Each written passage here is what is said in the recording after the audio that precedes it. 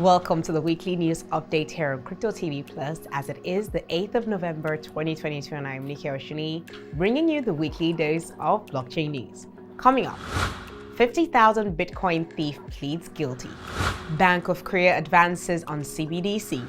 Russia's central bank promotes crypto. Japan's largest mobile operator established Web3 consortium. Events packed for the month of October and more. Quickly on the market rates today. Bitcoin is down at $19,000, Ethereum is at $1,400, BNB is at $323, and the dollar to naira rates at 836. Now let's get you updated on the Crypto Weekly news. First up, the United States is seeking the forfeiture of more than $1 billion in Bitcoin stolen from Silk Road online marketplace in the second largest seizure in U.S. Department of Justice history.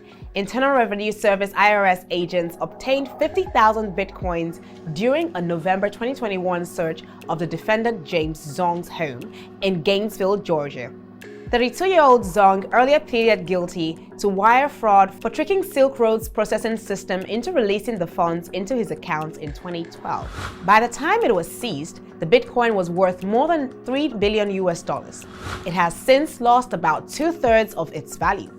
Some of the stolen Bitcoin was found on a computer in a popcorn tin stored in a bathroom closet, IRS Special Agent Trevor McCallion said in an affidavit. For almost 10 years, the whereabouts of this massive chunk of missing Bitcoin had ballooned into over $3.3 billion mystery. We won't stop following the money, even to a circuit board in the bottom of a popcorn tin. That was according to a statement by U.S. Attorney Damian Williams. Silk Road creator Ross Ulbricht was convicted in 2015 of 7 counts of enabling illegal drug sales via Bitcoin. He was sentenced to life in prison and lost an appeal in 2017. Zhong could face 27 to 33 months in prison under recommended federal guidelines at his February 22, 2023 sentencing before U.S. District Judge Paul Gaddafi, though prosecutors can seek a longer sentence. The defendant also agreed to forfeit his stake in a real estate company plus $661,900 and other claims.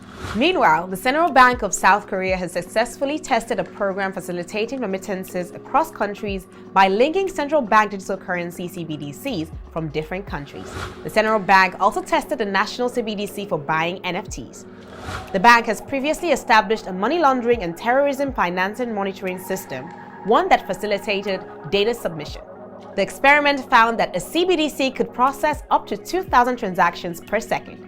Bank of Korea Governor Cheng Yong-ri recently gave a keynote address regarding the topic of South Korea's CBDC experiment.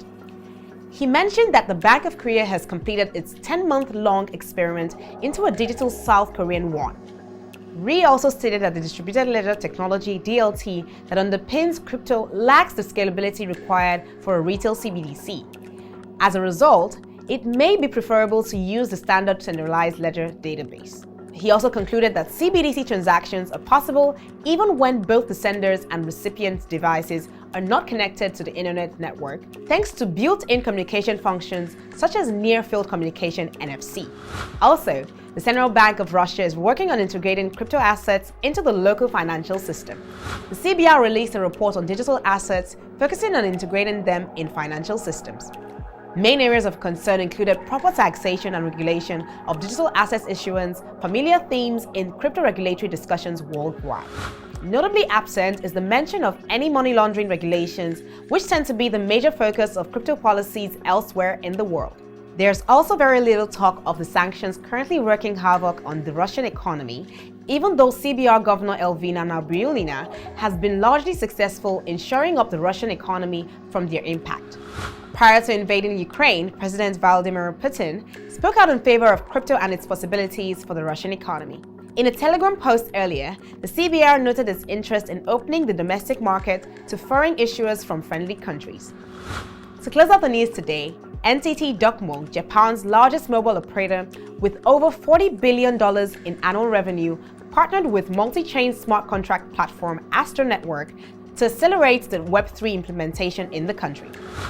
According to a press release, Astra Network and NTT Docomo have also specifically agreed to collaborate on 3 fundamentals: They will pursue sustainable development by researching case studies for environmental issues in Web3, try to eliminate technology gaps on the road to wider Web3 adoption by educating people and provide opportunities for engineers and business leaders to learn and gain practical experience.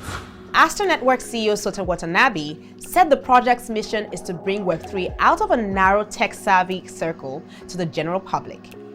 In this context, more robust cases with excellent user experience on an infrastructure that is accessible is essential. It is about making a society where more people can truly enjoy benefits of Web3, not just engineers. On blockchain events for the month of November, the U.S. Bureau of Labor Statistics recently released the schedules of releases for the Consumer Price Index (CPI), and one of the upcoming release dates is on the 10th of November 2022, 8 a.m. NFT-NG plans to host its first annual NFT industry event on the 11th of November 2022, which will hold at the Balmoral Convention Center, Victoria Island, Lagos. NFT-NG is bringing NFTs and blockchain technology to the attention of the mainstream audience and community, not just in Nigeria, but in Africa as a whole and even globally. Token 2049. Token 2049 is a premier crypto event that brings together the global crypto industry, uniting entrepreneurs, investors, developers, industry insiders, and global media to share their views on the market and take unique and widening perspective on the ecosystem and its vast opportunities, happening on the 9th to the 10th of November 2022 in London. And that's it for the weekly news update here on Crypto TV Plus. For more market updates and all the happenings captured in the world of blockchain and cryptocurrency, visit our website Cryptotvplus.com.